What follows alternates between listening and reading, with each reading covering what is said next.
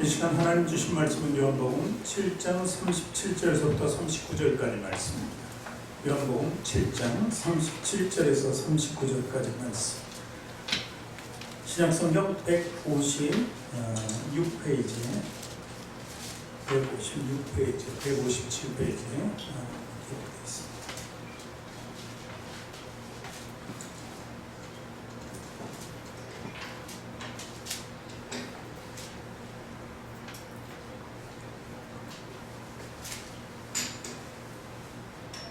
요한복음 7장 37절에서 39절까지 말씀 우리 같이 함께 읽습니다. 명절 끝날 곧 큰 날에 예수께서 서서 외쳐 이르시되 누구든지 목마르거든 내게로 와서 마시라. 나를 믿는 자는 성령이 이름과 같이 그 배에서 생수의 강이 흘러 나오리라 하시니 이는 그를 믿는 자들이 받을 성령을 가르쳐 말씀하신 것이라. 아멘. 두 손 가슴에 얹고 저를 따라 고백하시기 바랍니다. 하나님께서는 나를 사랑하신다. 하나님께서는 나를 사랑하십니다. 하나님께서는 나를 축복하신다. 하나님께서는 나를 축복하십니다. 하나님께서는 나를 존귀하게 여기십니다. 하나님께서는 나를 존귀하게 여기십니다. 하나님께서는 내 문제를 해결해 주십니다. 하나님께서는 내 문제를 해결해 주십니다. 믿음의 고백이 되셨습니다. 아멘. 아멘. 우리 앞뒤 저도 저기 계신 분들과 인사합니다. 새해 복 많이 받으세요. 새해 복 많이 받으세요. 새해 복 많이 주님의 사랑으로 받으세요. 사랑합니다. 새해 복 많이 받으세요. 새해 복 많이 받으세요.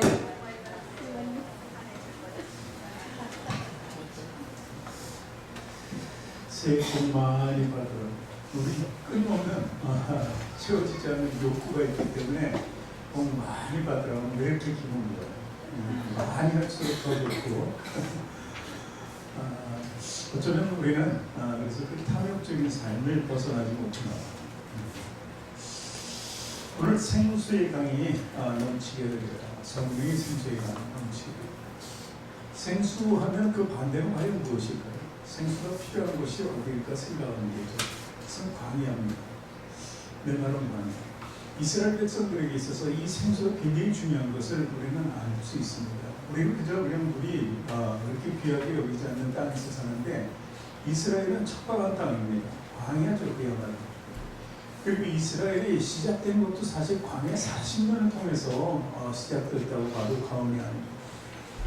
그러니까 그들은 광야 속에서 가장 갈급했던 것이 물이었습니다. 그래서 생수, 그래서 생수하면 그들에게 굉장히 소중한 것이고 생명처럼 귀하게 여겼던 것이 바로 물이었던 것입니다.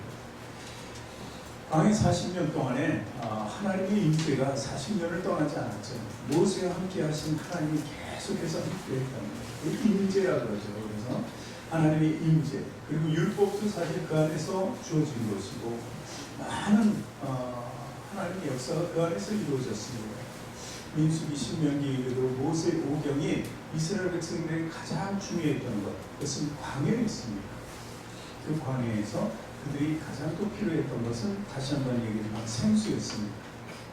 또 신약시대에 와서 예수님 시대죠. 예수님이 이 땅에 오셨을 때 공생의 사역을 시작할 때 어디로 나가셨습니까? 성령이 이끌려서 사역하시기 전에 처음 나가신 곳이 바로 광야에 있습니다. 광야에 40일 금식 기도를 했죠. 그 광야의 40일. 그래서 왜 예수님께서 그 땅으로 나가셨을까요? 척박한 곳으로 일부러 나가신 이유는 무엇일까요? 그것은 바로 우리 삶을 이해하시기 위해서. 공생애를 처음 사역하면서 우리를 알지 못하면 사실 가르치는 것도 사실 그렇게 없다고 이렇게 볼 수 있는 거죠. 우리를 이해하시고 우리 모든 삶을 다 아시기 위해서 우리가 감당할 수 없는 그 40일을 예수님께서는 나가서 몸소 체험을 하시고, 그리고 그 40일 기도가 끝난 후에 세 가지 시험도 사탄에 의해서 받죠. 그 모든 것을 물리치신 것은 바로 우리에게 그런 능력을 주시기 위해서라는 거죠. 그래서 이 광야에서 가장 필요한 것은 무엇일까? 바로 영적인 삶이라고 이렇게 볼 수 있는 것입니다. 내 말은 광야다. 우리는 이 세상을 광야로 비유합니다. 이스라엘 백성이 광야라고 했던 것처럼 우리도 광야가 있습니다. 그 광야는 메마른 사막은 아닙니다. 그러나 그것을 비유해서 얘기하죠. 우리들의 삶 속에 나타나는 목마름과 그리고 환난, 그리고 무거운 지금을 메고 나가는 인생, 이런 것들을 광야에 비유합니다. 그래서 이스라엘 백성들이 생수를 원했던 것처럼 우리도 그 광야를 적실 수 있는 생수가 필요하다는 것이죠. 오늘 본문을 보니까 7장 37절을 다시 읽어봅니다. 명절 끝날 곧 큰 날에 예수께서 서서 외쳐 이르시되 누구든지 목마르거든 내게로 와서 마시라 이렇게 말씀하시고, 외쳐서 말씀하셨다는 건 그만큼 강조했다는 말씀이 됩니다. 명절 끝날이다. 이 명절은 초막절이라고 합니다. 그 당시에 우리 지금 이제 구정인데 설날이죠. 설날처럼 명절이 있는 거죠. 우리는 명절을 즐기기 위해서 이렇게 만드는 것 같지만 이스라엘은 그 고통과 고난 속에서의 하나님의 만남, 그 해피엔딩이라는 그 만남을 기념하고 또 하나님이 살아계신 것에 감사하는 것, 자기 백성들을 돌보신 것에 감사하는 것에 중점을 둔 것이 바로 그들의 명절이라고 볼 수 있는 것입니다. 이 초막절은 사실 여러 가지 의미가 있습니다. 초막절을 기념하는 이유는 이스라엘이 출애굽했을 때 40년 동안 그들은 집이 없었습니다. 뭐 성전도 없었지만 사실 그래서 그들은 초막을 짓고 살았습니다. 그래서 초막을 지었다. 그래서 초막에 대해서 감사하는 거죠. 나온 것에 대해서 감사, 죄의 종에서 자유를 찾아 나왔던 그 삶에 대한 감사를 드린 것입니다. 또 유대인들은 그 초막절에 보면은 행렬을 지어서 밑에 있는 실로암 못에서 물을 길어다가 이제 제단에 바칩니다. 물을 길어서 제단에 드린다. 이것은 과연 무슨 의미를 가지고 있을까요?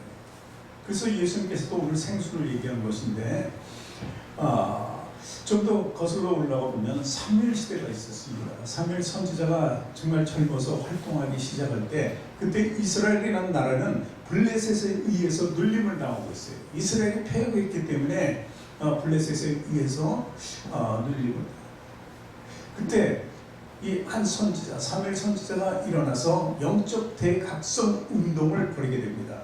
그들은 이제 이 블레셋의 눌림에서 벗어날 수 있는 방법은 다시 하나님께로 돌아가는 방법밖에 없다고 다 선포하고 그 말씀을 믿고 미스바에서 모이기 시작합니다. 미스바에 모이는데 모두 물동이를 가지고 하나님께 향하는 그 발걸음에 물동이가 있었다는 것이죠. 물동이는 무엇을 의미할까요? 생수라고 했죠. 가장 값진 것, 귀한 거였다는 거예요. 가장 귀한 것을 자기 마음을 담아서 드린다는 뜻이죠. 그러니까 그 당시에 다들 제단에 물을 드렸다 하는 것이 바로 생수입니다. 그리고 또 한 가지를 보면은 광야 40년에 갈증이 날 때 바위를 쳐서 바위에서 생수가 나오게 했습니다. 그런 것에 대한 감사죠. 그래서 생수가 그만큼 중요했고 이 명절 끝날에 예수님께서는 그 생수를 다시 한번 부각시켜서 그들에게 가장 필요한 것이 무엇인가를 가르쳐주고 계셨던 것입니다. 예전 우리 동요 속에서 이 동요는 다 알 거예요. 깊은 산 속 옹달샘 알죠? 1절에는 그 옹달샘 물을 누가 먹습니까? 토끼가 뭐하러 왔다가? 세수하러 왔다가 물만 먹고 갔다고 이렇게 기록이 되어 있습니다. 그다지 뭐 급한 건 아니죠. 그런데 2절에 보면 더 재밌는 가사가 나옵니다. 2절에 누가 먹습니까? 사슴이 먹죠. 사슴이 어떤 때에 먹습니까? 숨바꼭질 하다가 이제 목마르면 달려와서 얼른 먹고 간다고 되어 있어요. 얼른 먹고. 왜? 숨바꼭질 한다는 그 의미.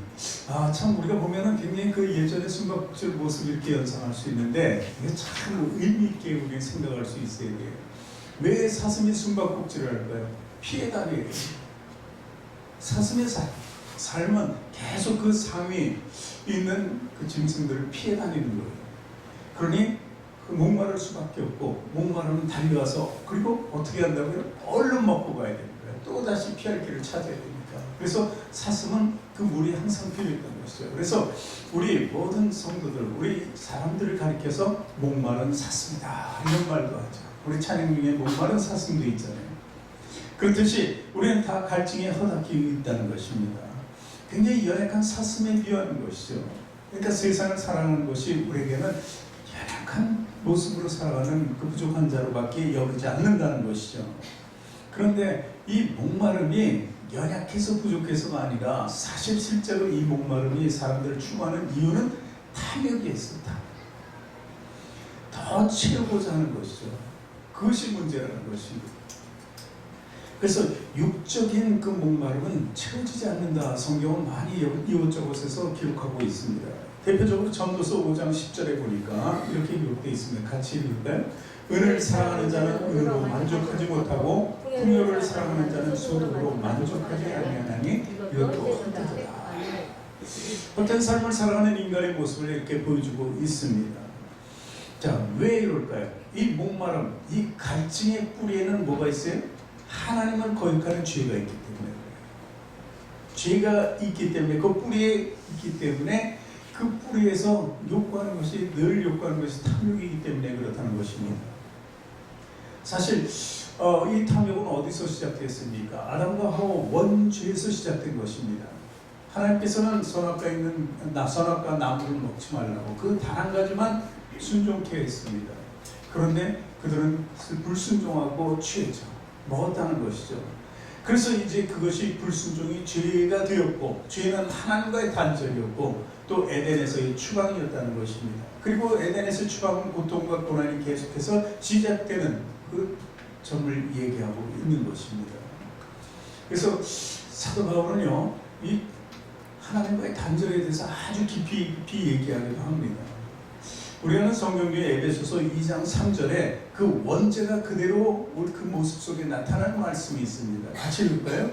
전에는 우리도 다 그 가운데서 우리 육체의 욕심을 따라 지내며 육체와 마음이 원하는 것을 하여 다른 이들과 같이 본질상 진노의 자녀였다. 전에는 예수 그리스도를 믿기 전에는 육적이었고 지극히 내 마음대로 하고 싶었다는 것입니다. 영적인 삶이 이루어지지 않고 욕심에 의해서 살았다는 것입니다. 욕심은 헬라어로 에피도미아라고 합니다. 이 뜻은요, 강한 정욕이 있는데 이것을 절제할 수 없다는 뜻을 가지고 있다는 것입니다. 그래서 인간이 가진 마음과 육신에 가진 그 욕구는요, 절제할 수가 없는 거예요. 영적인 삶을 추구하지 않으면 절대 절제할 수 없다는 것을 얘기합니다. 그래서 예수님께서 오늘 말씀의 첫 마디가 바로 명절 끝나고 큰 날에, 그때는 사람들이 굉장히 많이 모이죠. 다 성전으로 모일 때는 것이죠. 거기서 외쳐 이르시되 누구든지 목마르거든 내게로 와서 마시라고 아주 강렬하게 외쳐 그들에게 가르침을 주었다는 것입니다. 이 말씀은 일찍 이사야 선지자를 통해서 이루어진 말씀입니다. 계획이죠. 하나님의 계획을 이사야 선지자가 말했는데 그 중에서 하나라고 볼 수 있죠. 이사야서 55장 1절에 보니까 오라 너희 모든 목마른 자들아 물러나오라 돈 없는 자도 오라 너희는 와서 사 먹되 돈 없이 값없이 와서 포도주와 젖을 사라. 그래서 예수님이 탄생하시고 예수님을 통해서 영적인 생수를 공급받는다는 것, 아무 대가 없이 받을 수 있다는 것을 이미 이사야 선지자를 통해서 말씀을 주셨다는 것이죠. 그것이 또 이루어졌고 예수님 스스로 본인 항상 당신은 그러셨어요. 내가 복음이고 하나님 말씀이고 하나님 주시는 생수고 이런 모든 것을 종합적으로 해서 하나님의 아들이라는 말씀을 주신 것입니다. 그러니 우리가 영원한 생수를 어디에서 공급받을까? 이렇게 생각하면 바로 예수님을 통해서 우리는 공급받아야 한다는 것입니다. 오늘은 예수님 말씀처럼 그 배에서 생수의 강이 넘쳐 흐른다. 그럼 생수의 근원과 그리고 생수의 효능과 사용법은 어떤가? 우리 약을 사잖아요. 건강치 못한 사람이 약을 사고 건강식품을 사고 이렇게 많은 약들과 이런 먹을 것을 취합니다. 내 몸을 위해서죠. 그럴 때 보면 거기에 다 나와 있습니다. 효능, 용법 이런 게 다 나와 있어요. 그렇듯이 우리가 예수님을 알고 하나님의 말씀을 먹고 내게 그것이 온전한 치유가 되고 내게 강건케 되는 영이 임하게 하려면 분명히 어떻게 사용해야 되느냐 그 의미서부터 알아야 된다는 것이죠. 예수님께서 가장 우리에게 쉽게 설명한 생수에 대해서 설명한 곳이 있죠. 그것은 바로 수가성의 여인입니다. 우물가의 한 여인을 만남으로 인해서 그 여인을 통해서 우리에게 생수가, 영적인 생수가 가장 중요한 삶의 원칙이라는 것을 가르쳐 주셨습니다. 예수님은 이스라엘을 보면은 위는 갈릴리예요. 갈릴리는 예수님이 이제 적극적으로 사역하시던 곳, 그 옆으로 가면은 예수님이 태어난 곳이 있습니다. 그리고 아래쪽에는 이제 예루살렘 성전이 있습니다. 유다라고 하죠. 미는 갈릴리. 근데 그 사이에 공교롭게도 사마리아라는 땅이 있었습니다. 그 사마리아는 저주받은 땅이라고 합니다. 예전에 하나님을 배역한 이스라엘이 멸망당했습니다. 아수르에 의해서. 그때 아수르의 정책은 뭐냐면 이방 민족을 거기다 데려다 놓고 그들을 혼합시키는 거였습니다. 그럼 정통성이 무너지는 거거든요. 왜냐하면 이방인들과 혼인해서 살면은 거기서 혼혈인이 나오고 그것은 저주받은 거다.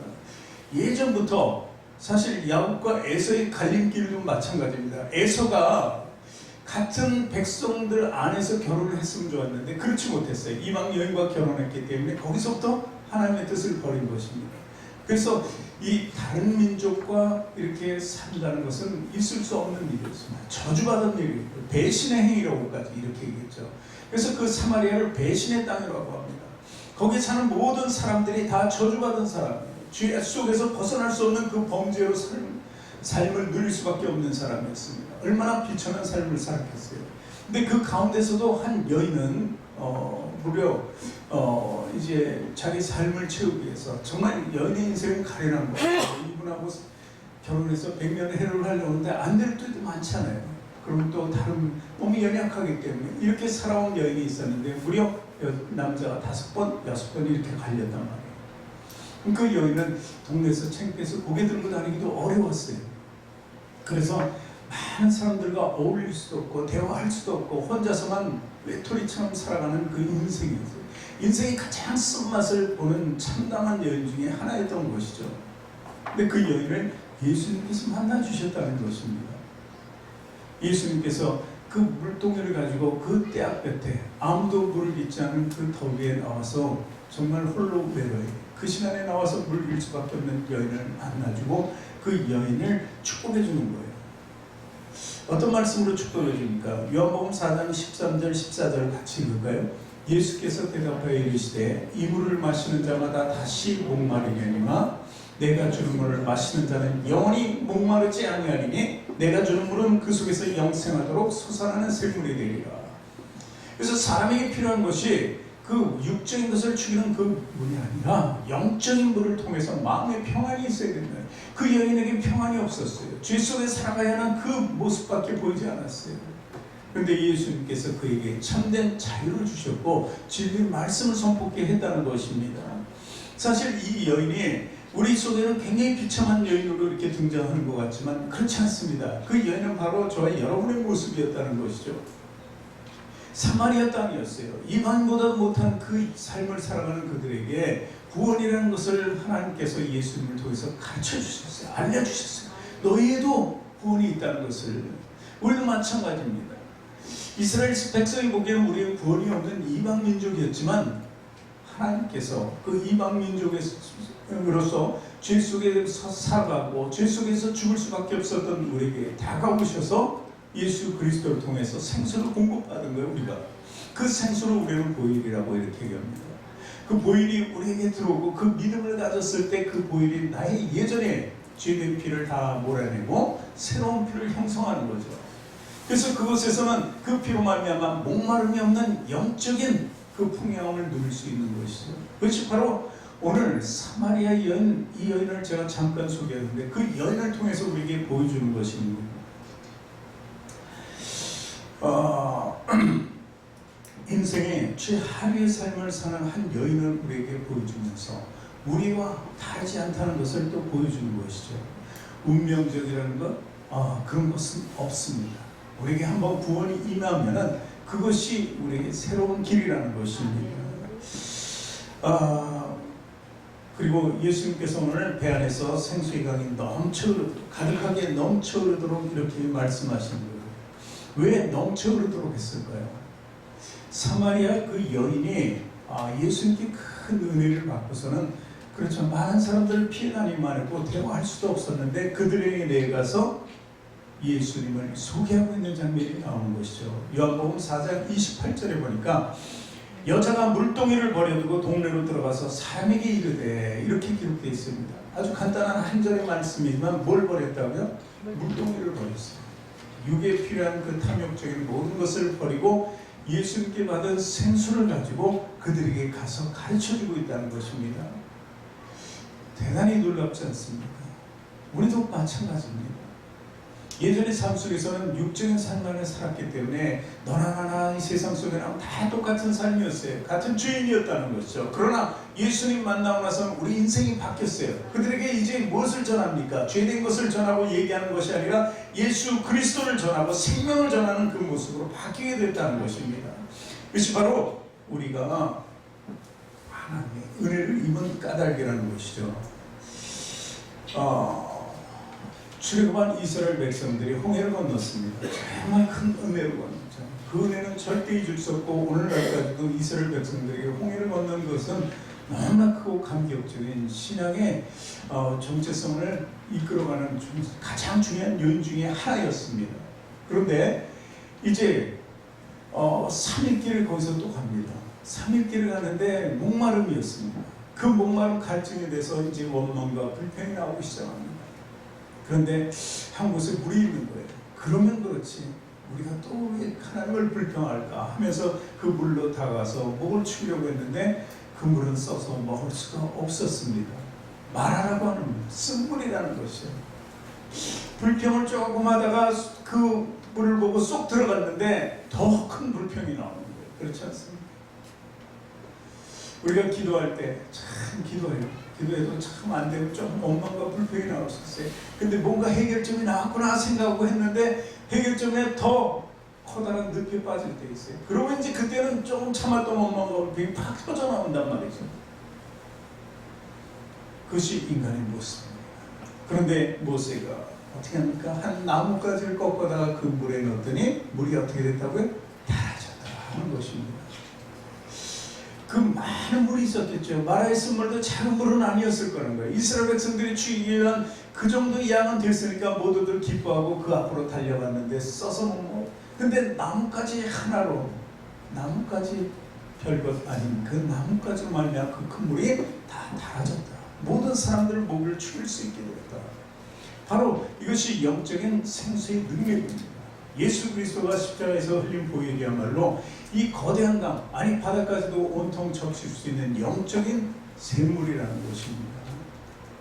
우리가 마라의 쓴물을 보고 왜 그게 변화됐을까? 쓴물이 어떻게 단물로 변화됐을까?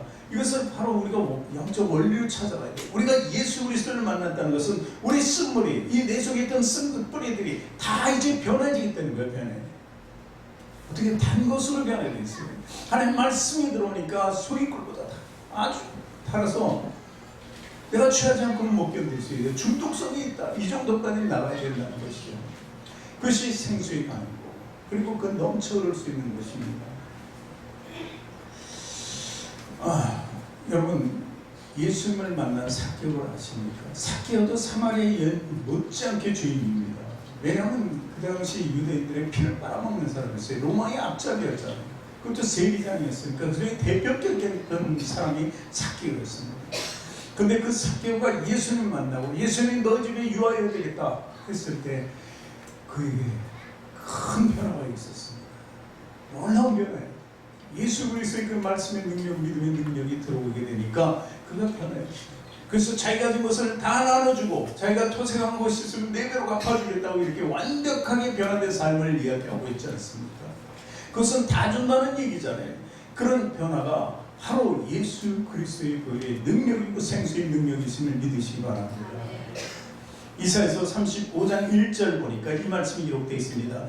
광야와 메마른 땅이 기뻐하며 사막이 백합같이 피어 즐거워한다는 거예요. 누구로 인해서? 하나님의 인재로 인해서 이렇게 바뀌어간다는 것을 얘기한 것입니다. 이사야서 35장 6절 7절 말씀 우리 같이 읽습니다. 그때 저는 자는 사슴같이 뛸 것이며 말 못하는 자의 혀는 노래하리니 이는 광야에서 물이 솟겠고 사막에서 시내가 흐를 것이니라. 뜨거운 사막이 변하여 못이 될 것이며 메마른 땅이 변하여 원천이 될 것이며 승량이 눕던 곳에 풀과 갈대와 부들이 날 것이다. 이것이 바로 생명을 얘기합니다. 이렇게 우리가 풍요해지면 원수가 사라집니다. 적이 사라지는 거예요. 예전에는 어떻게든 내 탐욕을 치기 위해서 모든 사람이 원수같이 보였고 저를 눌러야 이겨야만 우리는 올라갈 수 있었어요. 그러나 그렇지 않다는 거예요. 이제 내 마음의 풍요를 이루니까 아무런 적도 없어요. 나를 해함도 없고 내 마음속에 평안만 있다는 것입니다. 그 풍요가 예수 그리스도를 통해서 주어진 것을 믿으시기 바랍니다. 우리 찬양해 볼까요? 사막에 샘이 넘쳐흐르는 과연 어떤 것일까요? 우리 마음속에 샘이 넘쳐흐르면 어떻게 될 것인가? 우리 한번 입술로 찬양하기를 원합니다. 사막에 샘이 넘쳐흐르는 사막에 샘이 넘쳐흐르니라 사막에 꽃이 피어 열매내리라 주님이 다스릴 그 나라가 되면 사막이 고통사를 사자들이 어린 양과 들고 어린이를 함께 뒹구는 참사랑과 기쁨의 그 나라가 이에 숲이로니라 사막의 숲이 우거지리라 사막의 예쁜 새를 노래하리라 주님이 다스릴 그 나라가 되면 사막이 가동되리라 옥사에 어린이가 손들고 장난처럼 울지 않는 참사랑과 기쁨의 그 나라가 이제 속이오리라. 이게 완벽한 변화 아닙니까? 우리들이 지금 이 찬양한 것처럼 그 변화된 모습 속에서 살았으면 좋겠어요. 사자도 두렵지 않습니다. 독사도 두렵지 않아요. 아무것도 나를 해할 수 있는 것이 없어요. 왜 그럴까요? 우리 속에 주님 주시는 평강이 있기 때문입니다. 이 세상에 대해서 담대하고 그 세상을 두려워할 일도 없어지는 것이 바로 그런 삶 속에서 나타나는 것입니다. 여러분요, 걱정하는 것, 염려하는 것, 그것은 다 자기를 죽이는 거예요. 그 걱정과 염려는 우리 주님 주시는 보혈로 다 덮어주시기 바랍니다. 여러분, 초안지 보면 누가 나옵니까? 주인공이 진시황이에요. 진시황 하면 모르는 사람이 없잖아요. 그 서안에 가면 그 왕릉이 있는데 뭐 거대한 인물들이 발견되잖아요. 죽어서도 자기를 지켜는 병사들을 다 만들고 그 정도. 그런데 그 사람이 정말 영원히 살 수 있는 그런 약을 구하고 싶었잖아요. 정말 이제 나를 다 통일하고 자기가 최고의 황제가 되었는데 더 이상 바랄 것이 없을 줄 알았죠. 그런데 영원히 사는 거예요. 많은 사람들을 풀어서 영원히 죽지 않는 불로천왕 이런 것을 구요라고 이렇게 얘기하셨습니다. 그런데 그도 단명했어요. 뭘로 죽었는지 아십니까? 당뇨로 죽었어요. 인슐린 때문에. 인슐린 몸에서 안 나오니까 너무 잘 먹었는지 그런 것입니다. 참 그 부족한 것, 없는 것, 그게 뭐예요? 탐욕이었잖아요. 그것을 채울 수 있는 것은 아무것도 없다는 것을 얘기합니다. 오직 우리는요, 주님이 주시는 그 생수로 말미암아 채워진다는 것을 믿어야 된다는 것입니다. 이스라엘 백성들이 2700년 전쯤에 지금부터 나를 잃어버렸잖아요. 북이스라엘도 멸망하고 그리고 남유다가 완벽하게 멸망하고 바벨론을 위해서 점령되고 완전히 포로가 되는 그런 기구한 삶을 살게 되었습니다. 그런데 그 당시에 눈물의 선지자, 나를 위해서 늘 울면서 기도하는 예레미야 선지자가 있었어요. 근데 예레미야 선지자를 통해서 회복될 것을 주님께서 말씀하셨는데 우리가 읽어볼까요? 예레미야 2장 13절입니다. 내 백성이 두 가지 악을 행하였느니 곧 생수에 근원되는 나를 버린 것과 스스로 웅덩이를 판 것인데 그것은 물을 저축지 못할 어쨌든 웅덩이라. 두 가지가 뭐라고요? 생수의 근원을 버렸다는 것입니다. 그동안 하나님께서 그들을 계속 축복해주고 그들이 원하는 것마다 다 해줬습니다. 떠날 때도 또 용서해줬고 회개하고 돌아오면 용서해주고 그랬단 말이죠. 그 생수의 근원을 계속 공급해 주었다는 것입니다. 그런데 그들 스스로 버렸다는 것입니다. 그리고 물을 줄 때마다 터진 웅덩이에다 담아놨으니 그 물이 남아있겠느냐 말이죠. 그리고 17장 13절에 보니까 또 이렇게 해서 계속해서 예레미야 선지자가 이야기합니다. 이스라엘 소망이신 여호와여, 무릇 주를 버리는 자는 다 수치를 당할 것이라. 무릇 여호와를 떠나는 자는 흙의 기록이 되오리니 이는 생수의 근원이신 여호와를 버립니다. 주를 버리는 자는 수치를 당할 것이다. 흙의 기록이 될 것이다. 흙에 기록된다는 것은 무엇입니까? 우리가 어디서 나왔어요? 흙으로 시작했는데 흙으로 돌아갈 것이다. 이 말씀은 정말 다 아는 이치입니다. 불변의 진리죠. 그런데 여기서 흙으로 돌아간다는 것은 다시 저주받는 땅으로 들어간다는 것을 얘기해요. 그것은 어디입니까? 지옥으로 갈 수밖에 없는 거예요. 그런 죽음의 길로 갈 수밖에 없는 거예요. 하나님 버리면 생수가 없기 때문에. 그러나 하나님과 함께 한다면 우리는 생명의 길로 나가게 된다는 거예요. 흙에 기록되는 것이 아니라 생명책에 기록된다는 것을 얘기하는 것입니다. 그래서 우리는 주님의 말씀 속에서 생수의 근원은 우리에게 가장 필요한 것이구나. 반드시 우리에게 있어야 될 것이구나.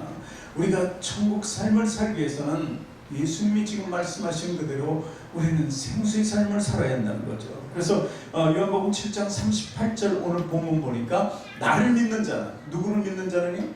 예수 그리스도를 믿는 자는 성경의 이름과 같이 그 배에서 생수의 강이 흘러나오리라. 성경의 이름과 같이 이렇게 얘기합니다. 그 이름은 예수 그리스도예요. 또 우리가 생명체의 이름은 우리의 이름이에요. 그 배에서 생수의 강이 넘쳐 흐르기 위해서는 하나님의 나라의 백성이 되어야 된다는 것을 얘기하고 있는 것입니다. 또한 좀 전에 예레미야 선지자가 그토록 울부짖으면서 얘기했던 그 대답을 에스겔이 해주게 됩니다. 에스겔 선지자가 해주게 되는데 우리 에스겔 선지자의 말씀을 잠깐 볼까요? 지금 안 나왔나요? 저기는 에스겔 선지자는 하나님께서 다시 한번 그 생수의 강을 약속하고 그들에게 부어줄 것을 말씀하십니다. 문지방을 넘어서 성전에서 물이 흐르게 납니다. 성전에 보면 하나님의 집에서 이제 물이 나오기 시작하는데 그 썩어진 죽어진 이스라엘에게 그 물이 흐르게 되는 거예요. 성전에 나와서 흐르고 문지방을 통해서 흐르는데 그 흐르는 곳마다 어떻게 돼요? 죽었던 생명들이 다 살아난다고 기록합니다. 에스겔. 그것이 에스겔이 본 이스라엘의 앞으로의 모습이었어요. 앞으로의 모습이 바로 우리 앞으로의 미래의 모습이 되어야 된다는 거예요. 죄에 빠졌던 그들이 이제 회복되고 하나님에서 새 생명을 얻는 것, 그것을 바로 선지자들은 계속해서 우리에게 가르쳐 주었다는 것입니다. 그래서 그 흐르는 곳마다, 그 강물이 흐르는 곳마다 다 생명이 살아나는 것, 그래서 모든 생명과 그리고 만물들을 다 새롭게 하는 모습을 기록한다는 거예요. 그래서 이것이 신약시대에 와서 요한계시록에 또 나타납니다. 우리가 요한계시록 22장 하면은 마지막 성경의 장면을 이야기합니다. 22장 1절 2절을 볼까요? 같이 읽습니다. 또 그가 수정같이 맑은 생명수의 강을 내게 보이니 하나님과 및 어린 양의 보좌로부터 나와서 길 가운데로부터 흐르더라. 강 좌우에 생명나무가 있어 12가지 열매를 맺되 달마다 그 열매를 맺고 그 나무 잎사귀에 드는 만국을 치유하기 위하여 있더라. 이렇게 기록하는 것입니다. 이제 그 생명의 강이 흐르기 시작하니까, 넘치기 시작하니까 그 주변의 모든 것이 변화되는 그 모습을 보여주는 것입니다. 우리들의 마음속에 그 생수의 강이 흐른다. 그래서 우리 몸속으로 관통하는 무엇인가 있어야 돼요. 그 관통하는 것이 바로 영적인 생명수가 되어야 된다는 것입니다. 그러니까 우리는 늘 흐르는 거죠. 우리 심령에서 나오는 그 솟구치는 피가 온 전신에 흐르고 돌잖아요. 그 돌듯이 그 생명의 강이 우리 안에서 돌아야 한다는 것입니다. 그랬을 때 그 생수의 강을 통해서 우리는 회복이 이루어지고 치료가 이루어지고 생명이 살아나게 된다는 것입니다. 그래서 오늘 예수님께서 이렇게 말씀하신 것, 아주 간단한 문제가 아닙니다. 우리에게서 가장 중요한 것이라고 보는 거죠. 이스라엘 백성들에게 생수가 가장 중요했던 것처럼 우리에게도 있어서 예수 그리스도의 보혈만큼 중요한 것은 없다는 것을 얘기합니다. 그래서 그 생명이, 그 보혈, 그것을 우리에게 주시고 또 그것을 온몸에 퍼질 수 있게 해주는 분이 누구냐면 성령님이라고 얘기하는 것입니다. 성령이. 그래서 오늘 말씀, 본문 말씀 마지막에 뭐라고요? 이는 그를 믿는 자들이 받을 성령을 가르쳐 말씀하신 것이라, 이렇게 말씀하신 거예요. 그래서 우리 성령은 인생과 함께 해야 된다. 성령님은요, 보이지 않습니다. 보이지 않아요. 들리지 않아요. 손으로 잡으려고 해도 없어요. 그러나 우리 속에 있다는 것이죠. 우리 속에 넘쳐 흐르게 된다는 것입니다. 그래서 우리는 그 생명력의 능력을 가지고 살아가는 그리스도인이 되는, 이 명절에 예수님께서 그들의 명절에 이스라엘 명절을 말씀하신 것처럼 오늘 이 명절에 저도 그렇게 말씀하고 싶은 거예요. 여러분 가슴 속에서 생수의 강이 넘쳐 흐르기를 원해요. 왜 계속 넘쳐 흘러야 될까요? 고이면 또 안 되니까. 예전에 우리 처가 동네에 가면은 저수지가 있습니다. 크고 작은 저수지가 있는데 아주 조그만 것들도 몇 군데 있더라고요. 웅덩이처럼. 근데 웅덩이에 이제 나무들이 쭉 있고 웅덩이가 깨끗할 때는 그렇게 보기 좋아요. 그걸 가면서 보면은 저기에는 예전에 좀 젊었을 때는 낚시도 좋아했거든요. 그 웅덩이 크기가 이 성전보다도 작아요. 한 반만 할 거예요. 그런데 저기에 낚싯대를 넣으면 고기가 분명히 나올 거야. 이렇게 생각될 정도로 굉장히 깨끗했어요. 그게 한두 군데 있더라고요. 근데 이제 세월이 지나면서 이렇게 보니까 거기에 누군가 쓰레기를 자꾸 갖다 버리기 시작해요. 그러니까 그 물이 썩어지더라고요. 처음에는 거기에 낚싯대를 넣으면 고기가 잡히겠다는데 지금은 낚싯대는커녕 먹는 시궁창 냄새가 나는 거예요.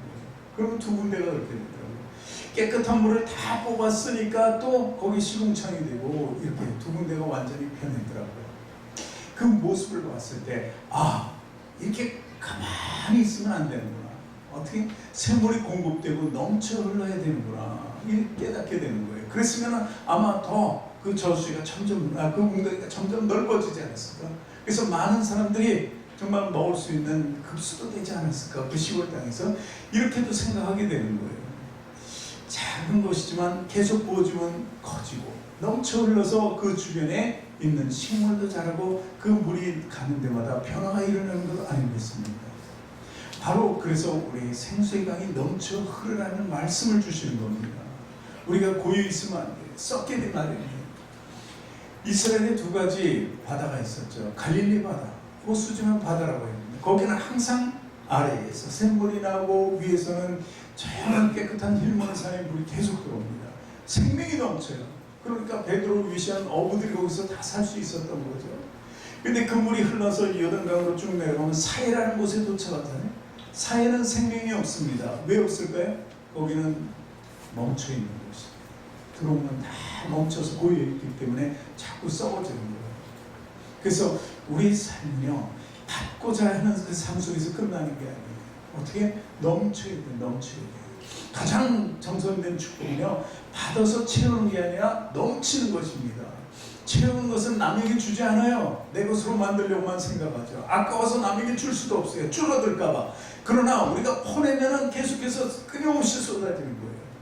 그래서 퍼내고 나눠주고, 그러니까 부어주고 나눠주는 인생이라는 것이 바로 돈을 부어주고 돈을 나누는 중이야. 하나님의 뜻대로 살아가면서 많은 영혼들을 위해서 생명을 전하는 일이라는 것이죠. 올 명절에는 우리가 그런 일을 감당하는 우리가 되었으면 좋겠어요. 그래서 하나님께서 보시기에 예수님이 외쳐서 그 부르는 그 말씀대로 우리가 살아가기를 원한단 말이죠. 그래서 한 사람 한 사람 모두가 생수의 강, 그리고 원천이 되시길 주님의 이름으로 축원합니다. 그래서 하나님께 가장 사랑받고 인정받는 한 해로 나가시기를 주님의 이름으로 다시 한번 축원합니다.